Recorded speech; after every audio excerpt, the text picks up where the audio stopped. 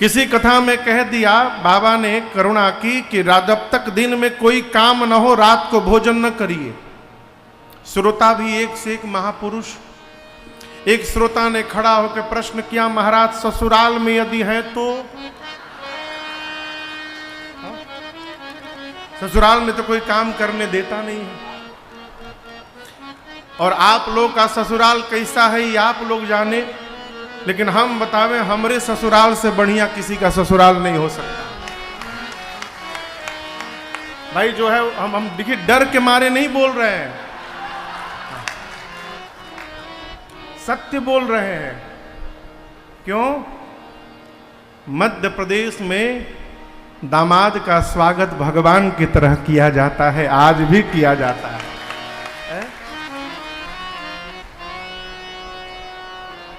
अरे भैया कृपा करो,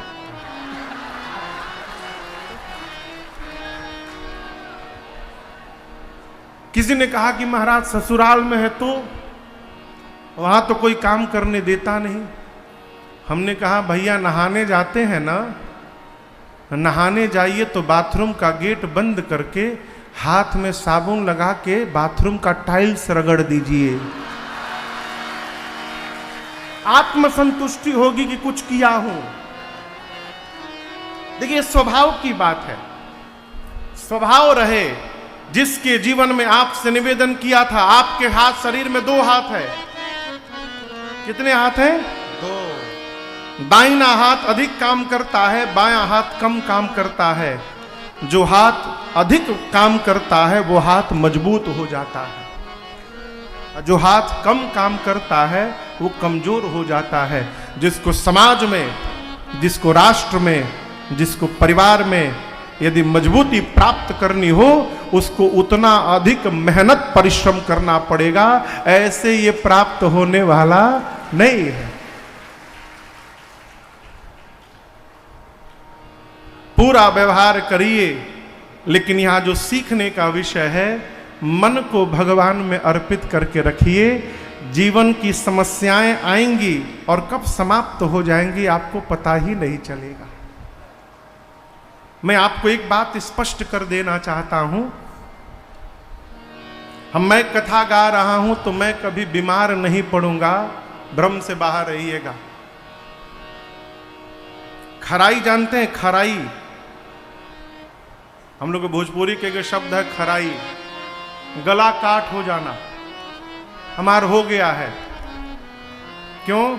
न सोने को मिल रहा है, न आराम करने को मिल रहा है। सुबह से लेकर रात लोग लगे हुए हैं, पूरा गला एकदम काठ जैसा हो गया, कड़ा। कथा गाते गाते 2020 में गले में नोड्यूल हो गया, हमको ऑपरेशन कराना पड़ा दिल्ली में, कोरोना के ठीक पहले। डॉक्टर ने कहा महाराज हर 15 मिनट पर 1 घूंट पानी पीना है आपको। ये देखिए गिलास लेके रखा हूं, लेकिन 1.5 घंटे 2-2 घंटे बाद याद आता है कि पानी पीना है, लेकर पी लेता हूं 1 घूंट। हमको क्यों हो गया हो? हम तो कथा गा रहे हैं।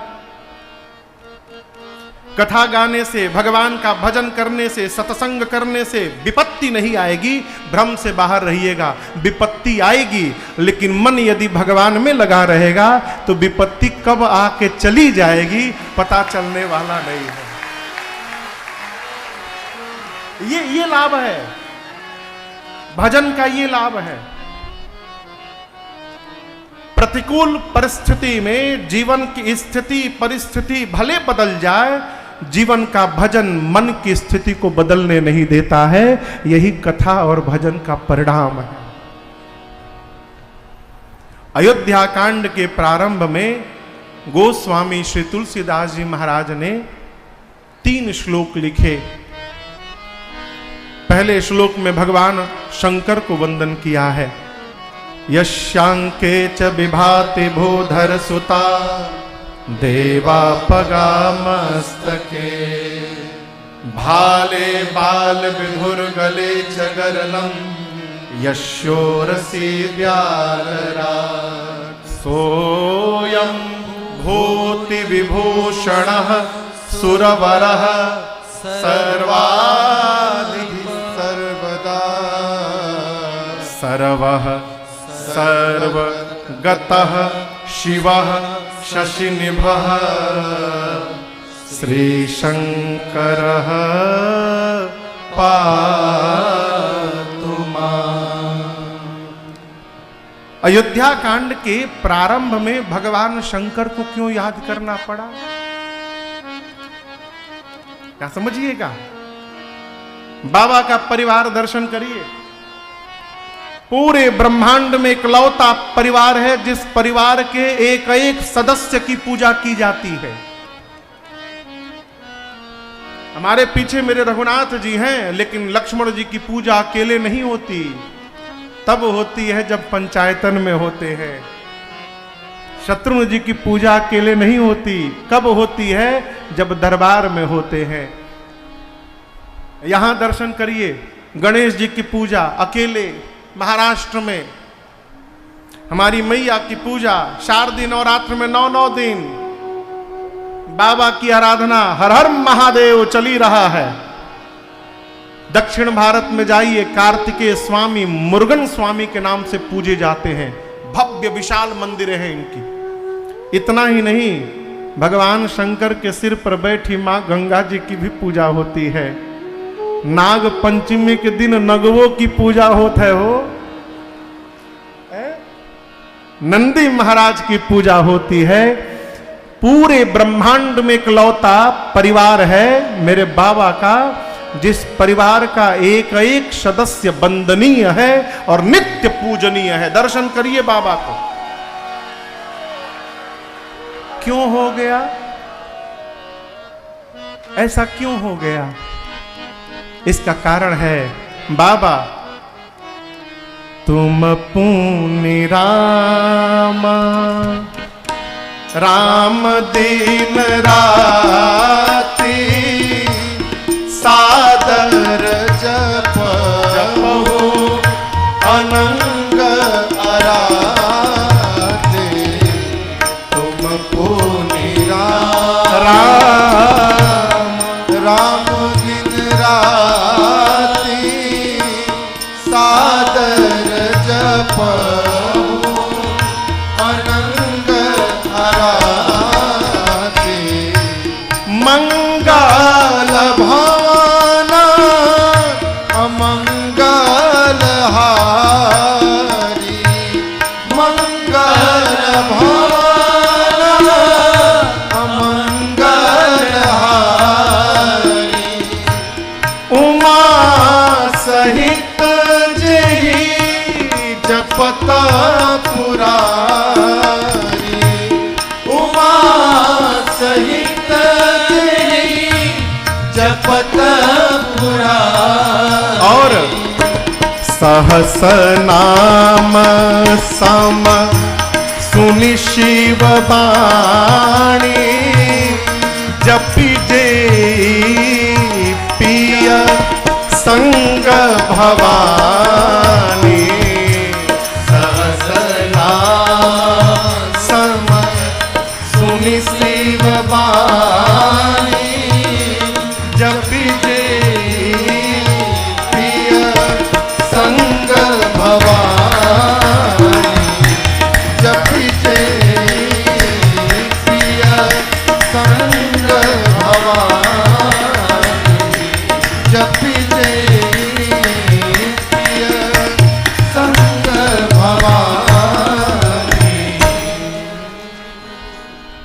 इसका कारण है कि भगवान शंकर पूरे परिवार को रघुनाथ जी के भजन में फंसाए रखते हैं। मेरी मां भवानी की एक स्वभाव था पार्वती मैया का। मां पार्वती नित्य श्री विष्णु सहस्त्र नाम का पाठ करती थी, उसके बाद भोजन करती थी नित्य। एक दिन हमरे बाबा को भूख लग गई। बाबा भोजन की थाली पर बैठे हैं, अब भवानी जी पाठ में लगी हैं। बिना मैया के बाबा कैसे पाले हो? बाबा प्रतीक्षा करते रहे। जब मां पार्वती श्री विष्णु सहस्त्र नाम का पाठ करके आई, तब बाबा ने एक मंत्र दिया। देवी, आपको एक मंत्र देता हूं। राम रामेति रामेति रमे रामे मनोरमे सहस्रनाम तत्तुल्यं श्री राम नाम वरानने। बाबा ने कहा, देवी भगवान श्री विष्णु के सहस्त्र नाम के बराबर मेरे रघुनाथ जी का केवल एक नाम पर्याप्त है। एक बार मुख से राम निकल गया तो विष्णु सहस्त्र नाम पाठ करने का जो फल है वो तत्क्षण केवल एक बार राम बोलने से प्राप्त हो जाता। ये मैं नहीं बोल रहा हूं, ये बाबा बोले हैं। वो स्वामी जी कहते, सहस नाम सम सुनी शिवबानी। बाबा के मुख से मां भवानी ने सुना कि सहस्त्र नाम भगवान विष्णु के बराबर राम जी का नाम बराबर है। जपी जेई पिय संग भवानी। उस दिन से बाबा के साथ मैया भी राम राम राम राम जपने लगी। और याद रखिएगा, जिस परिवार के माता पिता भजन करने लगते हैं उस घर की संतानें अपने आप भजन में प्रवेश कर जाती हैं, उनको अलग से नहीं कहना पड़ता। दूसरी बात कहूं, जहां भजन होता है वहां विरोध समाप्त हो जाता है। विरोध वही है जहां भगवान का भजन नहीं है। भजन करने वाले को पता चलता है कि जीवन का असली खजाना प्राप्त हो गया है। इसके बाद जिस खजाने के लिए विरोध किया जाएगा वो समाप्त होने वाला है और ये साथ चलने वाला खजाना है। इसके आने के साथ उसका मोल समाप्त, इसलिए विरोध समाप्त। गोस्वामी जी कहना चाहते हैं कि जिस प्रकार भजन के प्रभाव से यहां विरोध समाप्त हो गया, युवानी अवस्था में बहुत झंझावात आने वाले हैं जीवन में। गृह का रजना ना जंजाला। आए, वेलकम करिए, साथ में भजन करते रहिए, बाबा के तरह राम राम कहते रहिए। समस्याएं आएंगी, समस्याएं आकर चली जाएंगी, उसका प्रभाव आपके व्यवहार विचार आचार पर पड़ने वाला नहीं है।